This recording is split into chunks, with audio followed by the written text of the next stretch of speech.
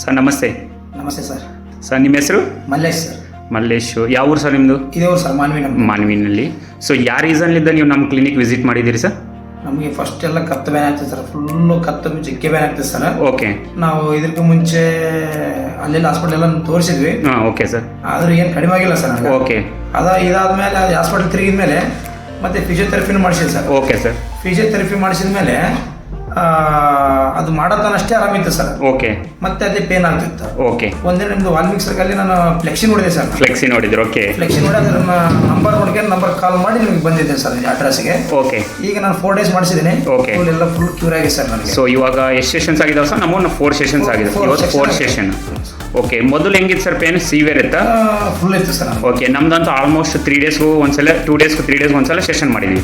So first day ಮಾಡಿದ್ಮೇಲೆ second day ಮತ್ತೆ ಏನಾದರೂ ಬಂದಿದೆ ಸರ್ ಅದು? ಇಲ್ಲ ಸರ್. ಸೊ ಇವತ್ತು ಸೆಕೆಂಡ್ ಡೇ ಮಾಡಿದ್ದೀವಿ. ಸೆಕೆಂಡ್ ಡೇ ಮಾಡಿದ್ವಿ. ಸೆಕೆಂಡ್ ಡೇ ಆದ್ಮೇಲೆ ಮತ್ತೆ ಏನಾದರೂ ಪೇನ್ ಮತ್ತೆ ಬಂದಿದೆನಾ?